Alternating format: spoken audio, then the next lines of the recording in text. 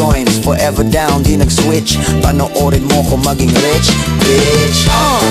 At ako'y ganun pa rin, nagbago ang lahat, ngunit ako'y ganun pa rin, yeah. Ako'y ganun pa rin, nagbago ang lahat, ngunit ako'y ganun pa rin, oh.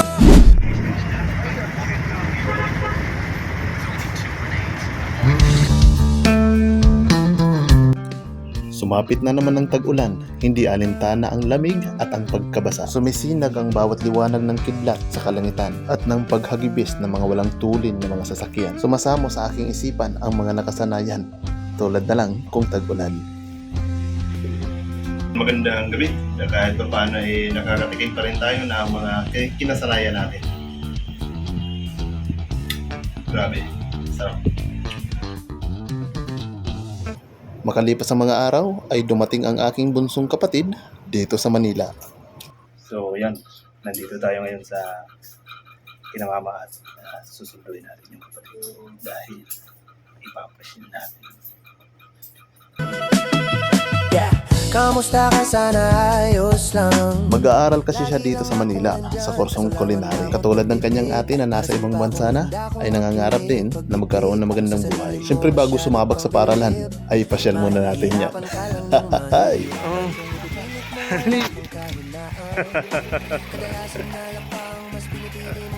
Manungki tayo dito ng biyaya. Dito, stay mo yan, dito.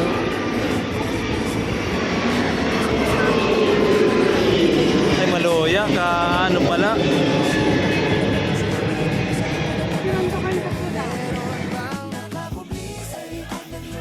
Alis.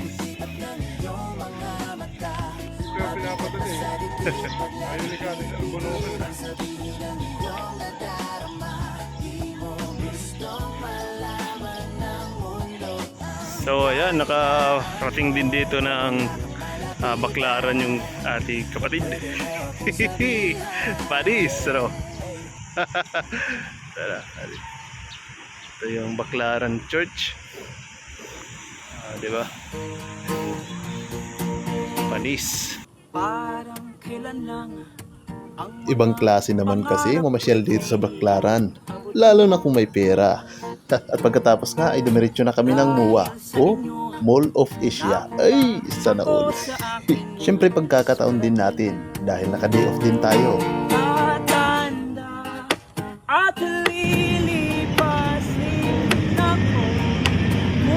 Mall of Asia. So, ayan, nakapasyal dito sa may SMX MOA. Kasama yung kapatid natin. Ilang araw na rin dito sa Manila. At pumuputi na rin. Yan. Naglibot-libot kami kanina sa Baklaran at namili ng kung ano-ano. Yan. Yan guys. Magsasakay siya ngayon ng barko-barkuhay.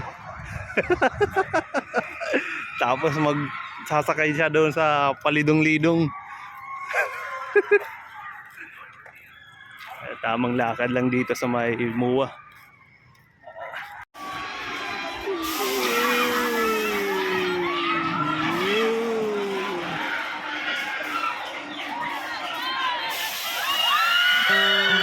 Bihira lang ang pagkakataon na ganito, kaya kung may oras ay lubusin mo na. Kasi dapat hindi lang tayo sa tropa o sa barkada ay maging mapag-aliw, kundi sa kapatid din natin. Walang mga ganito sa isla at alam kong never pa siyang nakakita ng ganito sa personal. Kaya naman hanggat may pagkakataon ay walang masama kung susubukan natin.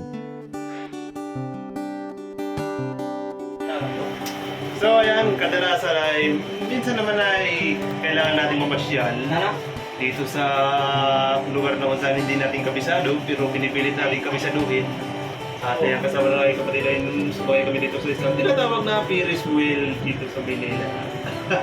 Medyo may kamahalan nga na, pero ay afford naman ng ating bulsa para makasakay dito kahit pa ano.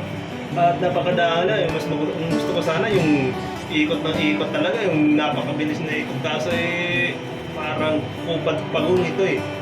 Ang ganda sa lugar na to, lalo na kung wala kang pinoproblema. Minsan nakakasagupa rin tayo kahit papano ha. Pero para sa akin, stress reliever ko ang pamamasyal. At ang swerte ko ngayon kasi may kasama na naman ako.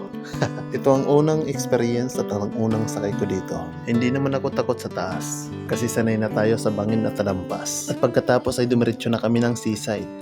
Katulad sa amin, may tawag sa amin dito parang sawangan.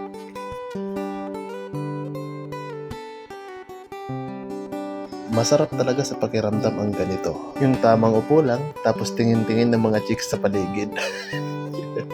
Hindi na tayo bata, kaya nakakahiya ng dumiskarte. Bahala kayo dyan. At isa na namang kwento ang ating nabahagi ngayon. Kwento na kahit papano ay nangyari din minsan.